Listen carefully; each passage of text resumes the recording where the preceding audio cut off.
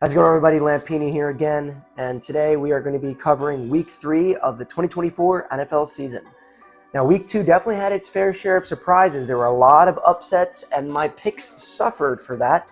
Here you can see my right and wrong picks and my record for the week. I was 7-8, not very good, but overall through the season, I am 20-1, so I've still guessed more games correctly than I have incorrectly.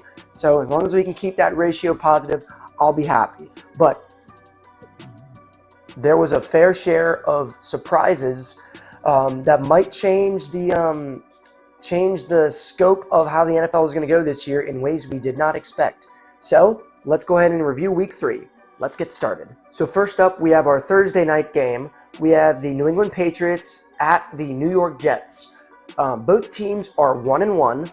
I thought the Patriots were going to go 2-0, beating the Seahawks. That didn't happen. It was another close game, though. They lost 23-20. Which isn't too bad. And then the Jets looked very, very strong in victory against the Titans 24-17. So as for the Patriots, they had a solid game. Jacoby Brissett was 15 of 27 for 149 yards and a touchdown. He had an 83.7 passer rating.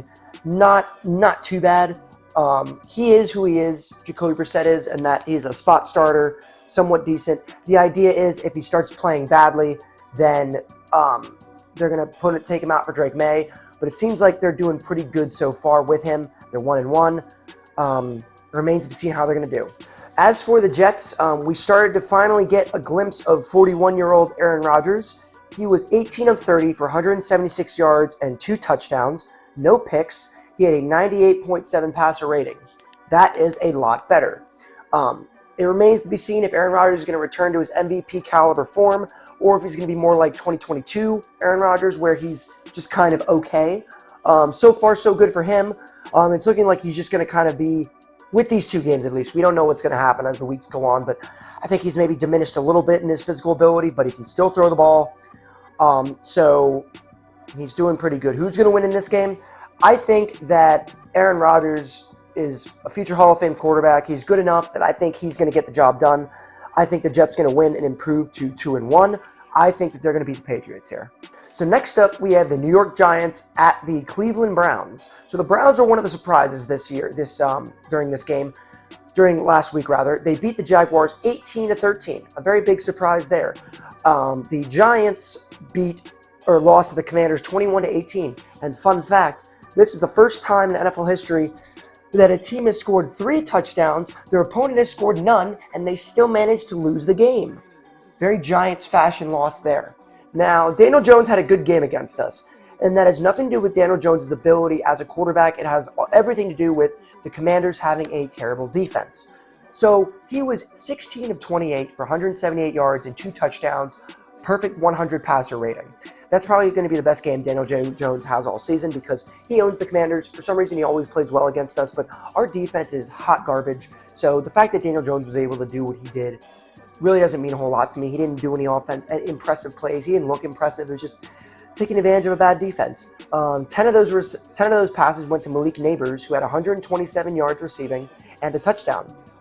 So yeah, Malik Neighbors finally had his big coming out game, which is probably good for them. But again, not too much to write home about for the Giants. If the Giants are only able to score 18 points against our defense, then there's something wrong with them. As for the Browns, they beat the Jaguars with 3 field goals, a safety, and a 1-yard rushing touchdown by Mr. Deshaun Watson. Mr. Deshaun Watson was 22 of 34 for 186 yards, no touchdowns, no picks, 78.8 passer rating. So even though he had a good game, still didn't have a very good game, threw no touchdowns. He had a 1-yard rushing touchdown. I mean, there's not much more I can say about Deshaun Watson. I think we all just know what he is now. I don't think he's ever going to return to the form that he was when he was on the Texans. I don't know if he just doesn't prepare as much because he got all that money. He's not interested in playing to the best of his abilities anymore. I don't know what it is, but he is not the same guy as he was. The Browns' Deshaun Watson is a subpar quarterback, and with seeing how Baker Mayfield has been doing, they made a huge mistake getting rid of Baker and getting this guy in here. The sooner Deshaun Watson gets out of the NFL, the better, as far as I'm concerned. In this game, I think the Browns are going to win because I think the Giants are just that bad. I'm going with the Browns. I think that they have a strong enough defense that they're going to prevent the Giants from scoring enough points that the Browns are going to be able to get by just scoring like 10 or 13, and the Giants are probably only going to score like 6 or something, or 9, or maybe 7. They might score a touchdown.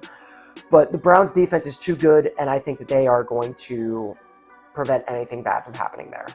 So next up, we have the Green Bay Packers at the Tennessee Titans. So the Packers are coming off a win against the Colts. They are 1-1, and the Titans are 0-2, losing to the Jets, as previously mentioned. This is about how I expected the Titans season to go. I don't think they're going to be a very good team at all. Will Levis was 19-28, 192 yards, a touchdown, and an interception, 84.2 passer rating. Yeah, I don't think he's going to be the future for them. They are throwing him into the fire, and he's playing all right. He's just not like... It reminds me of when Davis Mills was starting for the Texans. He's doing admirably, but he's not doing enough to really win that starting job or create enough buzz that the Titans aren't going to be pressed to try and get someone else in the draft. You know what I mean? So I think that's where they stand with that. The Packers, Jordan Love was out, so Malik Willis comes in, and he played a very strong game manager type game. He was 12 of 14 for 122 yards and a touchdown, 126.8 passer rating, which is a very strong passer rating, but he only threw the ball 14 times. He only had 2 incompletions, though, which is pretty good. This game was won on the back of Josh Jacobs, who had 32 carries for 151 yards. Very, very impressive showing there by Mr. Josh Jacobs. That's his first big game with the Green Bay Packers. As long as they have a strong running back like that, they're going to be fine. It seems like these 2 weeks so far of the season, I've been seeing a lot of articles about how the passing game is dying a little bit. I just think that's a natural evolution of the game. Passing reaches this critical mass, and then it starts going down. It seems like running backs and running game is starting to become pretty important. And when you have a guy like Josh Jacobs on your team, you're going to do just fine. So I'm going with the Packers on this one. Again, I don't think the Titans have enough. They're going to be one of the worst teams in the league. They're probably only going to win 3 or 4 games. And I think this is an example of just how they're going to, they're just not going to win. So next up, we have the Chicago Bears at the Indianapolis Colts. Both of these teams are 1-1. And the Bears, the big story with the Bears is Caleb Williams is struggling in these first 2 weeks of the NFL season. He was 23 of 37 for 174 yards and 2 interceptions, a 51 passer rating. Very much a welcome to the NFL moment is coming with Caleb Williams. I don't know what the Bears do. I think the Bears really just throw these rookie quarterbacks into the fire and they sink or swim. I've been watching how Jaden Daniels has been playing, and the Commanders have been giving him very easy plays. Check downs, dump offs, throws to the running back. He's thrown it deep a couple times. But, I mean, it doesn't seem like they're really doing Caleb Williams any favors by having him throw the ball 37 times. It's like what we were doing with Sam Howell, where Sam Howell, he led the league in passing attempts, I'm pretty sure. And he ended up throwing 21 interceptions because of it. And a similar thing might happen with Caleb Williams. I think they're trying to get as many reps in as possible with him, and he will improve progressively throughout the NFL season, or else unless they're hoping that he will. The Indianapolis Colts lost to the Green Bay Packers, and Anthony Richardson had a pretty poor game. He was 17 of 34, 204 yards, 1 touchdown, 3 interceptions for a 41.8 passer rating. Not very good. That is, 3 interceptions is never going to look good on a stat line. I think these are going to be the type of games that Anthony Richardson will have every now and then, because he is a very young quarterback. And the more I look at a lot of these teams have very, very young quarterbacks. Patrick Mahomes, Josh Allen, Lamar Jackson, these guys are turning into the veterans. They're not these new hotshots anymore. But even still, these guys aren't even 30 yet, which I think is very crazy, the turnover that we've been seeing with some of these quarterbacks. Because a couple years ago, we had Eli Manning, Phillip Rivers, Ben Roethlisberger, Tom Brady, Aaron Rodgers, Drew Brees. These are all these guys in their mid to late 30s, and they were still lighting up the league. Maybe it's the golden age of quarterbacking passing us by, or it's going to take a while for some of these guys to really mature and to come into themselves. But Anthony Richardson with a bad game. Jonathan Taylor picked up a lot of the slack, though. 12 carries, 103 yards. Pretty solid. I think the Colts are going to win this game. I think we're just waiting for Caleb Williams to have his first big game. But he has not been doing good. Even when they won, the Bears did last week, or week 1 rather, he didn't really do all that great. Anyway, he missed a lot of open men. I think he threw 2 interceptions. It was not very good. I think he's just going to need to get a couple more weeks under his belt. I don't really think the Bears are going to go anywhere this season. I know a lot of people projected them to go very, very far, but I knew what was going to happen. They were going to be 8-9, something like that.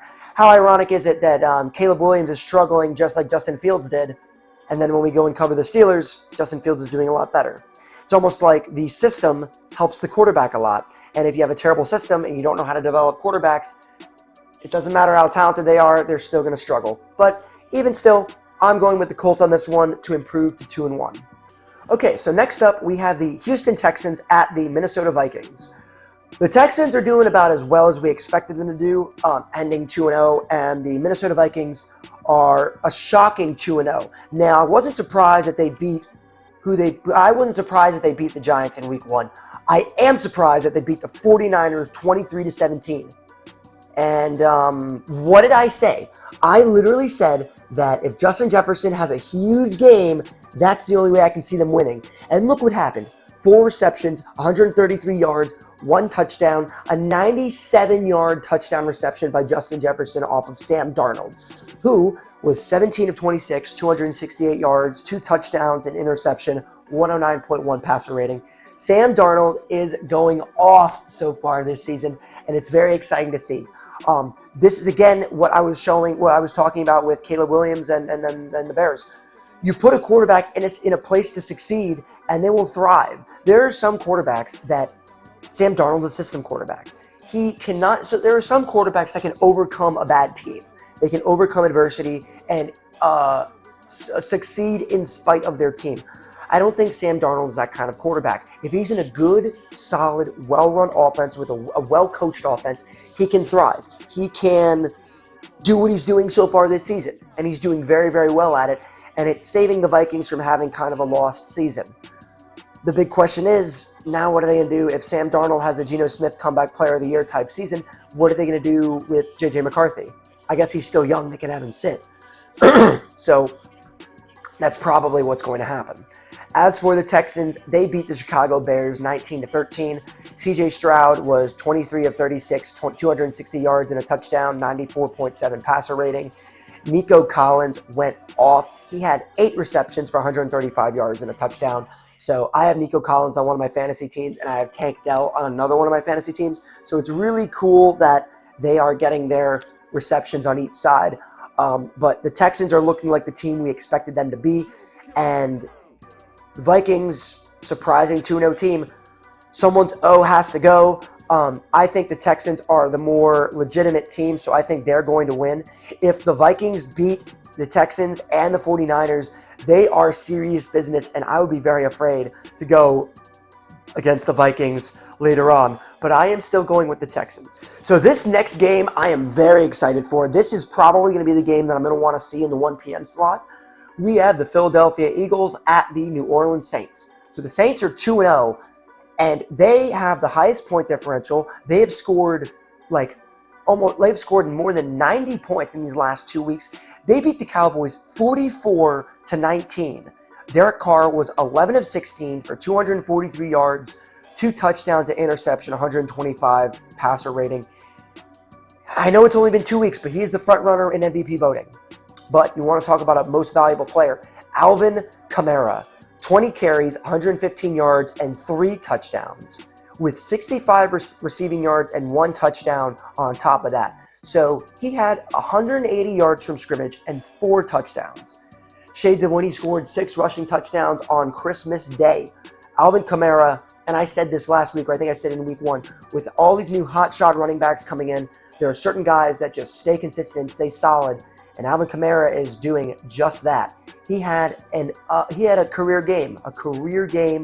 They scored 44 points against the Dallas Cowboys. It is a beautiful world when the Dallas Cowboys lose in terrible fashion like this.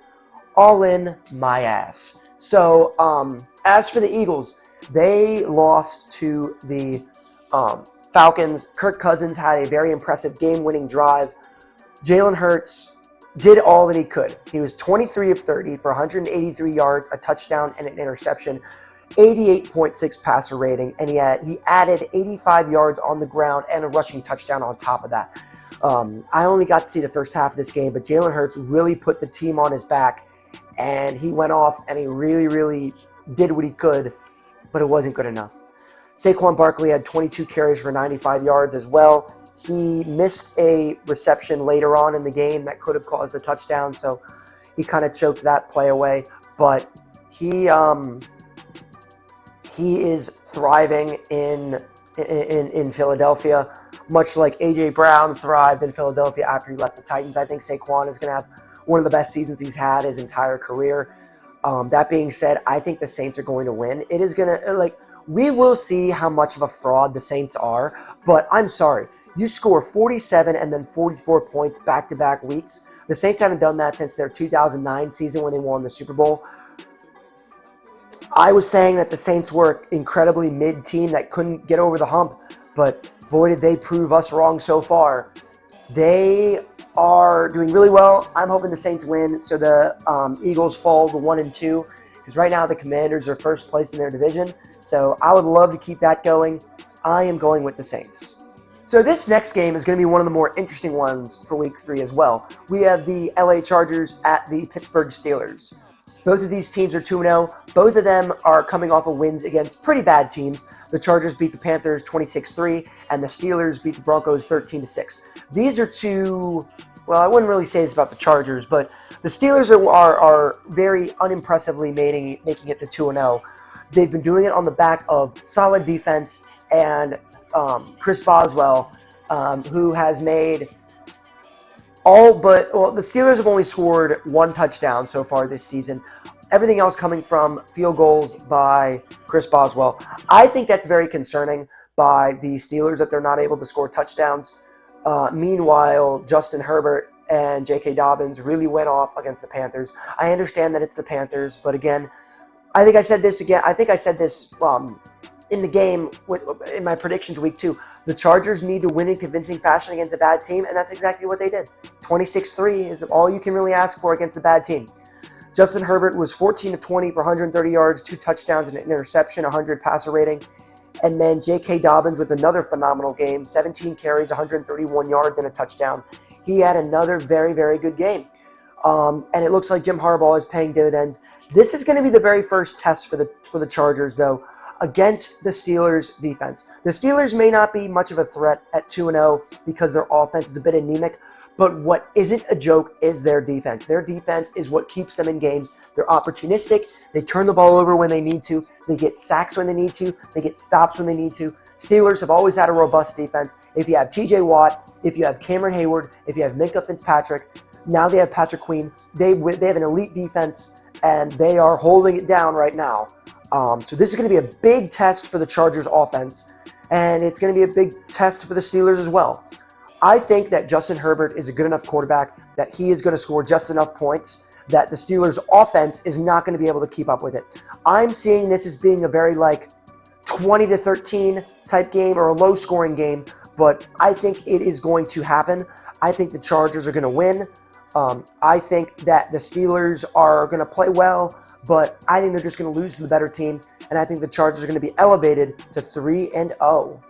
Next game, we have the Denver Broncos 0-2 at the Tampa Bay Buccaneers 2-0. Now, the Buccaneers defeated the Lions 20-16, which is not what I was expecting at all. Another tight-fought matchup. I haven't really lost faith in the Lions again. I just think Tampa's a lot better of a team than people expected. Baker Mayfield, 12 of 19 for 185 yards, a touchdown, a pick, 90.9 passer rating. Chris Godwin had 7 receptions for 117 yards and a touchdown. Very impressive showing by Chris Godwin. They had their offense humming again, Baker Mayfield did. I'd say it's between Derek Carr and Baker Mayfield as MVP frontrunners right now. I know Baker Mayfield was the first overall pick, but I don't think anyone expected Baker Mayfield to make a run at MVP. But right now, it's between him and Derek Carr, and it's pretty unlikely. 2 guys that are starting quarterbacks that you would expect to be starters, but, I mean, you didn't expect them to be that good, right? So, you never know. We'll wait and see. But as for the Broncos, they lost to the Steelers. They only scored 6 points. Bo Nix was 20 of 35, 246 yards, 2 interceptions, a 55.2 passer rating. Again, I think it's a very similar thing that what they're doing with Caleb Williams with Bo Nix, where Sean Payton is throwing him to the fire, throw the ball 35 times, make all your mistakes now, get better throughout the season. They know that this season is a wash. The Broncos know they're not going anywhere. So what they're going to try and do is give their young quarterback as many reps as he possibly can. He was only sacked twice. So the only mistake you can really make when you throw a rookie quarterback to the fire like they're doing is he takes too many sacks and his confidence gets shattered. I don't think that that's going to happen if he's only getting sacked 2 times a game. Sean Payton is really just going to use this as a development kind of game for Bo Nix. But he has not looked good. He has thrown 4 interceptions, I think, to 0 touchdowns. I think he ran for a touchdown, but not great. I think the Bucs are going to walk away with this one at home, improve to 3-0, and the Broncos are going to fall to 0-3. So next up, we have the Carolina Panthers at the Las Vegas Raiders. So the Panthers are who we thought they were. They lost 26-3 to the Chargers. And breaking news, Bryce Young is getting benched for Andy Dalton. He was 18 of 26 for 84 yards, 1 interception, 57.2 passer rating. The Panthers have only scored 13 points so far this season. They have the worst point differential of any team, which means that not only are they 0-2, but they're probably the worst 0-2 team in the league right now. And it's pretty much what everyone expected. Everyone expected them to be a bad team, and they are living up, or they're living down to their expectations this year. As for the Raiders, they had a very, very shocking victory against the Baltimore Ravens in a game-winning drive by Gardner Minshew, who was 30 of 38, 276 yards, a touchdown and interception, 94.7 passer rating. Pretty solid performance on his part. And then Devontae Adams had 9 receptions for 110 yards and a touchdown, proving what I already knew, that he still has it into his 30s. A very, very shocking win by the Raiders. The Ravens are now 0-2. I can understand them losing to the Chiefs, but you got to win this game against the Ravens. I was very, very confident in the Ravens. I thought they were going to win, but they fell short. To put it simply, they fell short. But the Raiders have a very strong chance, a good opportunity to jump up to 2-1 against the Carolina Panthers, because unless Andy Dalton goes off and he really gets the most out of this offense, and it really is a Bryce Young issue versus a Carolina Panthers issue, I think the Raiders are going to win this game pretty easily. The Panthers are going to fall to 0-2, and the Raiders are going to make a very strong run for the wild card. The Chiefs and Chargers are both 2-0, so they're in a very tough division, but all they got to do is hold their own, and they may be able to push into a wild card spot. So that's what they're looking for, but getting a win against the Panthers in Week 3 is going to be a very good start to that. So I'm going with the Raiders. All right, so next up, we have the Miami Dolphins, 1-1, at the Seattle Seahawks, 2-0. So the Seahawks have quietly gotten into 2-0 position here off of a very strong game, once again, by Geno Smith, who was 33 of 44 for 327 yards and a touchdown, 103.1 passer rating. DK Metcalf really helped him out in this game. 10 receptions, 129 yards, and a touchdown. This is a great opportunity for the Seahawks to really take advantage of a weakened Dolphins team. We don't know if Tua's going to play. He suffered a really, really bad concussion on Thursday Night Football. Fortunately, he has a lot of time to come back, but I don't know what it is with Tua. A lot of people are saying he should retire. He's had some really, really bad concussions, but it's ultimately Tua's decision if he wants to. He was 17 of 25 for 145 yards, a touchdown, and 3 interceptions with a 56.7 passer rating. Again, I think it's one of those things. He's a physically limited quarterback. It shows when he takes these really bad hits. 3 interceptions is not good. Devon Achane did what he could. 22 carries for 96 yards, and then he tacked on 69 receiving yards and a touchdown on top of that. So that gives him, if I can do some quick math here, 155 yards from scrimmage and a touchdown, which isn't too bad. So that's that. Very interesting. They lost the Bills 31-10. That just shows how good the Bills are. They were able to really take advantage of a weakened Dolphins team. Tua Tagovailoa, again, I don't know if he's going to start this next game, but, you know, I am still going with the Seahawks for this game. They've done very well. I thought that the Patriots were going to beat them last week. They didn't. Geno Smith is playing well. The team is operating on all cylinders, and it's just managing the game. They're playing against bad teams, and I think the Dolphins without Tua is not a very good team. Tyreek Hill was not responsive in last week's game, so as long as they can keep him quiet, they're going to be just fine. So I am going with the Seahawks again on this one. So this next game, we have the Baltimore Ravens at the Dallas Cowboys. These are two teams that have very, very underwhelmed in terms of their expectations. The Ravens are 0-2. They lost out to the Raiders, like I said, 26-23. I saw spurts of this game, and it has not been very good. Lamar Jackson was 21 of 34, 247 yards, a touchdown, and interception, 81.4 passer rating. Derrick Henry had a good game, 18 carries for 84 yards and a touchdown. And then Zay Flowers had 7 receptions for 91 yards and a touchdown. I don't think the Ravens' offense is the problem. I think it's their defense. The Ravens are falling into another pattern that they have fallen into the last couple years where they blow leads in the fourth quarter and they lose last minute. They were up by 10 points in the fourth quarter.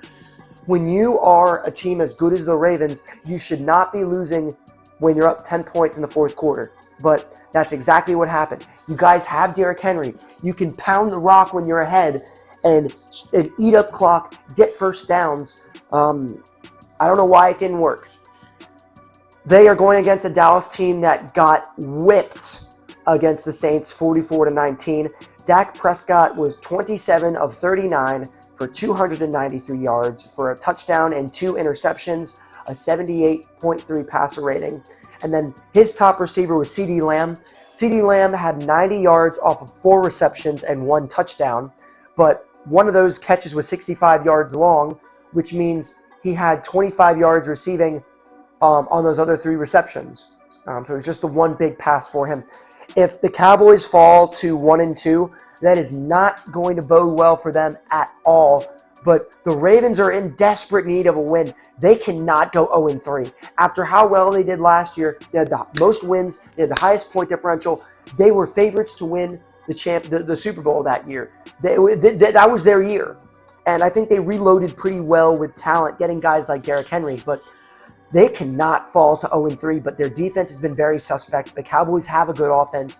The Ravens are going to need to put a lot of points on the board. I am going with my gut, not my brain on this one, and I'm going with the Ravens. I think that's a team that is used to winning, and I think they are not going to go 0-3, and mainly because I want to see Dallas lose again. I am going to go with the Ravens, and both of these teams will be 1-2. So next up, we have the San Francisco 49ers at the Los Angeles Rams. The Rams are 0-2. They got spanked by the Cardinals 41-10. Phew, that is insane. All the while, though, Matt Stafford did not throw a single interception. He was 19-27 for 216 yards. So didn't throw an interception, but he also didn't throw a touchdown. He was sacked 5 times, which does not bode well either. The 49ers lost to the Vikings 23-17 while still having a pretty good offensive game. So here's some stats for you. Brock Purdy was 28 of 36, 319 yards, a touchdown and interception, 101.3 passer rating. Got that. Deebo Samuel had 8 receptions for 110 yards. Got that. Jordan Mason, still covering for the injured Christian McCaffrey, had 20 carries for 100 yards and 1 touchdown. He averaged 5 yards a carry. So their offense was booming on all cylinders. They did pretty well. I guess they just didn't get in the end zone enough. They only scored 2 touchdowns and a field goal, whereas the Vikings were able to do a lot more than that, scored 23 points. This is a bad loss for the San Francisco 49ers, but at the same time, the Rams are 0-2. They fought very well against the Lions, but they laid an egg against the Cardinals. It is a divisional matchup, so I'm not really surprised that the Rams lost. I'm just surprised they lost as badly as they did.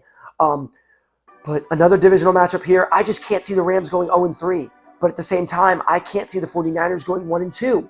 So who's going to win this game?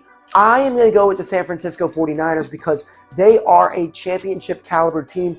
Even though they don't have Christian McCaffrey, they still have the most talented roster in the league, and they are not going to fall to 1-2 while the Seahawks potentially go up to 3-0. That is a big hole for the 49ers to fall into as of week 3. So they have got to do something about it. I'm going with the 49ers, and I think they are going to do something about it, and I think they are going to win this game. So next up, we have the Detroit Lions at the Arizona Cardinals. Both these teams are 1-1. The Lions are coming off of a loss against the Tampa Bay Buccaneers, but they fought pretty hard. Jared Goff had a bad game, though. He was 34 of 55 for 307 yards, 0 touchdowns, and 2 interceptions. Not a very good game there. Amon-Ra St. Brown carried his weight, though, 11 receptions, 119 yards. It was a close loss. The Lions have played well in their last 2 games. I just think they lost to the better team in Tampa Bay. The Cardinals, surprisingly so, had a very, very solid game, scoring 41 points. And all their skill position players showed up in droves.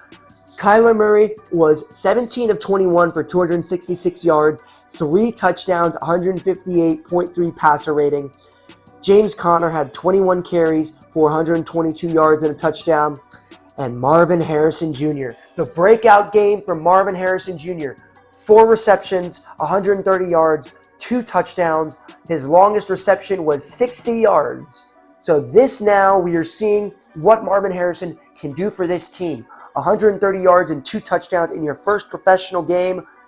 He's looking like his old man. Very, very impressive showing by the Arizona Cardinals.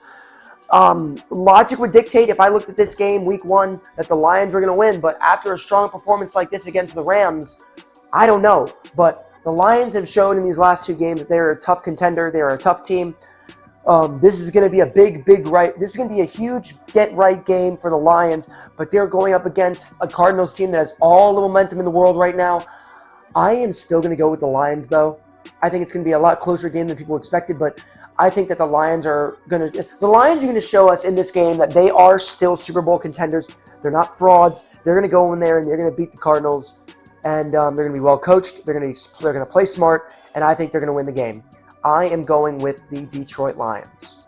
All right, so we are now on to the Sunday night games. We have the Kansas City Chiefs at the Atlanta Falcons. The Chiefs just barely beat the Bengals 26-25. They are 2-0. And the Falcons had a phenomenal game-winning drive against the Eagles, and they are now 1-1. So Patrick Mahomes was 18-25 for 151 yards, 2 touchdowns, 2 picks for an 80.6 passer rating. So Mahomes has thrown a lot of interceptions so far this year. One of those interceptions was just a phenomenal play by the defensive back for the Bengals. The other one was a bad throw on Mahomes' part. He needs to get it together, but they're still 2-0. Rashee Rice had 5 receptions for 75 yards and a touchdown, so Rashee Rice establishing that he's the number 1 receiver. As for the Falcons, Kirk Cousins had a huge bounce-back game from week 1. He was 20 of 29 for 241 yards and 2 touchdowns, 117.2 passer rating. Kirk Cousins looked more like himself in this game. I think he is going to be just fine. Michael Penix might have to just wait a little bit before his time. Kirk Cousins is pulling a John Cena. You can't see me. My time is now. I still think the Chiefs are going to win this game, though. They always deliver in prime time. I'm excited to watch that game because a lot of people are still saying that they're being bailed out by the refs. I can't really say too much because I haven't been watching the Chiefs games too much, but I am going with the Chiefs on this one. I think that the Falcons are going to do well, but I think they're going to still lose out. Impressive game, but I am going with the Chiefs. So we have a Monday night doubleheader. The first game is going to be the Jacksonville Jaguars at the Buffalo Bills. The Jaguars are 0-2. They lost to the Browns, as I previously stated. Trevor Lawrence had another pretty bad game, 14 of 30 for 220 yards. No touchdowns, no picks, 71.5 passer rating. The shocking averageness of Trevor Lawrence is really concerning, considering this is what his fourth year actually. He's gotten paid. He's going to be their quarterback, but they are only going to go as far as Trevor Lawrence takes them. And right now they're 0-2. That 2022 run that they got in at the end of the season, where Trevor Lawrence won them a playoff game, may just be a flash in the pan. Very disappointing so far by the Jaguars, and I don't think it's going to get any better against the Buffalo Bills, who still have Josh Allen. James Cook had a very good game. 11 carries for 78 yards and 2 touchdowns. So he's looking pretty good. But I still think the Bills are one of the top teams in the league right now. They beat the Dolphins convincingly, scored 31 points. I'm going with the Bills on this one. They're going to beat the Jaguars. The Jaguars are going to fall to 0-3, and the Bills are going to win. So now we come to the last game, and logic would dictate that this is as good a chance we have as any, but it is a short week. Or no, it's a long week, sorry. We have the Washington Commanders 1-1 at the Cincinnati Bengals 0-2. So the Bengals have started 0-2 for the last 3 years. So a lot of people aren't really seeing this as such a big thing for the Bengals. Joe Burrow was 23 of 26, 258 yards and 2 touchdowns for 103.7 passer rating. Very, very good showing by Joe Burrow. They just came up a little short against the Chiefs, lost by 1 point. It's going to be a tough game for the Commanders, who beat the Giants 21-18. We didn't score a single touchdown. We made it to the red zone 7 times, and we had to rely on our new kicker to kick 7 field goals. Well, it's great we were able to solve our kicking issue, but we need to put the ball in the end zone more. We had a lot of penalties that would push us back, but the rest of the offense played pretty well. Jaden Daniels was 23 of 26 for 226 yards and a 99.1 passer rating. He did not throw the ball very far on a lot of those plays. He had a couple downfield plays. A lot of them were checkdowns to Austin Eckler. I think they're easing Jaden Daniels into the playbook, and I think he will start throwing the ball deeper as time goes on. But he did well against the bad Giants defense. That's about all you can ask for. Brian Robinson had one of the best games of his career, 17 carries, 133 yards, averaged 7.8 yards a carry. You know, he was shot his rookie year and came back weeks later and played. I don't know if you guys knew that. But Commanders are 1-1. This is a huge opportunity for them to pull ahead. If the Cowboys and Eagles both lose and fall to 1-2, they have an opportunity to be 2 games ahead in first place. Is that going to happen in this game? I really don't think so. I think the Bengals are a very, very good team. We're going Monday night on the road. I don't see it happening, unfortunately. I think the Bengals are going to win. They're 0-2. This is going to be a get-right game for them. Our defense is just so bad. It is so bad. Like, the fact that Daniel Jones was able to throw 2 touchdowns, the fact that they were able to score 3 touchdowns in the first place, they're just so bad that Joe Burrow is going to have a field day, and he's going to throw 3 touchdowns, no interceptions, and he's going to go off against our team. So the Bengals are going to win. Unfortunately, we're going to fall to 1-2. Better luck the following week. Maybe we'll go against one of these easier teams and get some confidence in the next game. All I am hoping for is that Jaden Daniels plays well. So that is the end of the predictions. And adding a new segment to the end, we are going to look at point differentials. So right here you can see all the point differentials of all the different teams. As I said, the Saints have the highest point differential, and the Panthers have the lowest point differential. Point differential is a very important stat for me because it shows me how good or how bad a team is. Right now the Commanders are 1-1, but they have a negative point differential. That means they got beat bad in their loss and they barely won in their win. So kind of shows what teams are frauds and which teams are for real and which teams we can expect to maybe rise through the ranks and do better. So these are our point differentials. That wraps up week 3's prediction video. I've been Lampini. I'll see you guys next week for week 4. Hopefully I do a bit better in my predictions this time around. But you'll have to tune in next week to find out. I'll see you guys later.